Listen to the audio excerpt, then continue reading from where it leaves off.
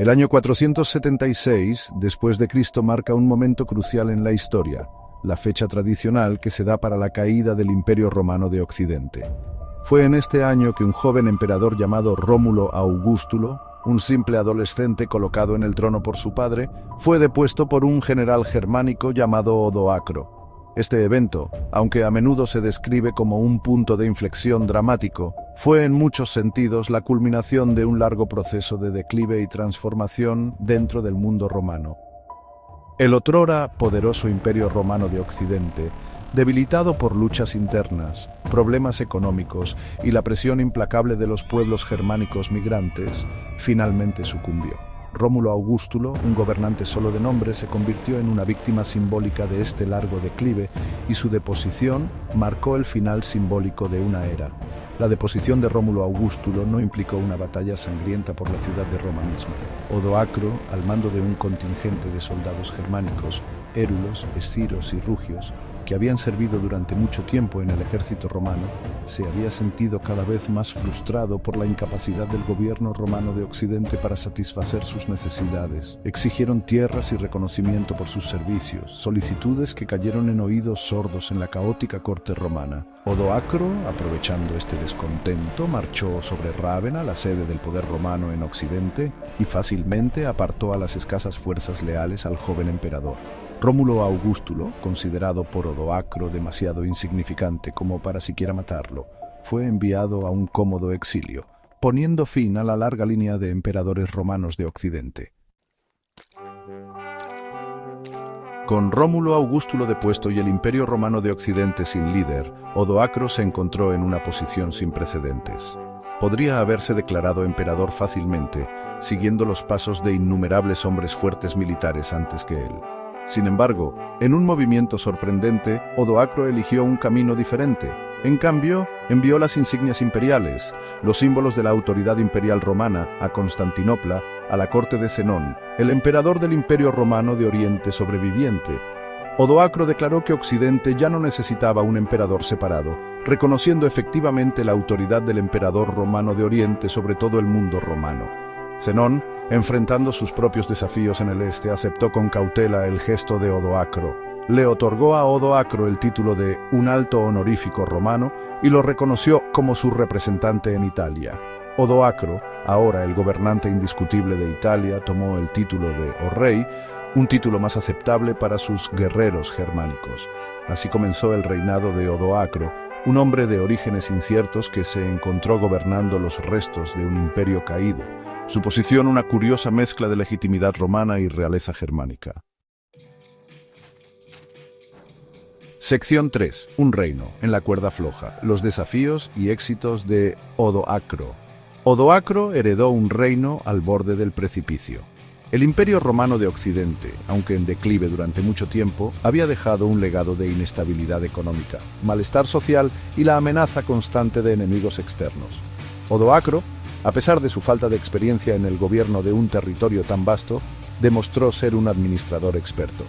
Comprendió que para mantener el control necesitaba asegurar el apoyo de la aristocracia romana, los agentes de poder tradicionales de la sociedad italiana. Odoacro mantuvo inteligentemente muchas de las estructuras administrativas romanas existentes, tranquilizando a la población romana con una sensación de continuidad.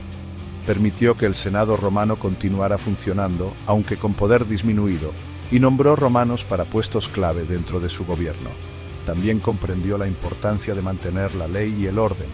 Reprimió el bandidaje, que se había vuelto desenfrenado durante los últimos años del Imperio Romano de Occidente, e hizo cumplir la recaudación de impuestos, una medida necesaria para financiar su administración y mantener su ejército.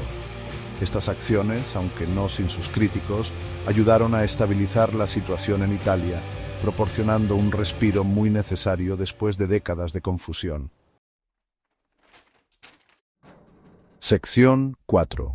Un acto de equilibrio, Odoacro y el Imperio Romano de Oriente. La relación de Odoacro con el Imperio Romano de Oriente siguió siendo un factor constante a lo largo de su reinado. Si bien había reconocido formalmente la autoridad del emperador Zenón, en la práctica gobernó Italia con un alto grado de autonomía. Acuñó sus propias monedas, aunque con la imagen de Zenón y dirigió su propia política exterior, participando en la diplomacia y la guerra sin pedir permiso a Constantinopla. Este delicado acto de equilibrio, sin embargo, requirió una diplomacia cuidadosa. Odoacro comprendió que no podía permitirse alienar al Imperio Romano de Oriente. Necesitaba su reconocimiento para legitimar su gobierno y disuadir a cualquier rival potencial de desafiar su autoridad. Por lo tanto, mantuvo una fachada de lealtad a Zenón, enviando tributos regulares a Constantinopla e incluso interviniendo militarmente en nombre del Imperio Romano de Oriente en varias ocasiones. Este enfoque pragmático, junto con la preocupación de Zenón por los problemas más cercanos a su hogar, le permitió a Odoacro mantener su precaria independencia durante más de una década. Sección 5. La sombra de los ostrogodos. La amenaza del Este. A pesar de sus éxitos en la estabilización de Italia y la gestión de su relación con el Imperio Romano de Oriente, el reinado de Odoacro no estuvo exento de desafíos. Una de las amenazas más significativas provino del este, de un pueblo germánico poderoso conocido como los ostrogodos. Los ostrogodos, bajo el liderazgo de su ambicioso rey Teodorico, habían establecido un reino poderoso en los Balcanes, representaban una amenaza constante para el Imperio Romano de Oriente, y Zenón, ansioso por deshacerse de este vecino problemático, ideó un plan. Zenón, reconociendo la precaria posición de Odoacro y la ambición de Teodorico, decidió enfrentar a los dos líderes germánicos entre sí. Le otorgó a Teodorico permiso para invadir Italia, aparentemente para deponer a Odoacro y restaurar el Imperio Romano de Occidente. Teodorico, ansioso por expandir su poder y establecer un reino propio, aceptó de buen grado. En 488 después de Cristo, Teodorico condujo a su pueblo a través de los Alpes Julianos, marcando el comienzo de un conflicto largo y sangriento que decidiría el destino de Italia. Sección 6.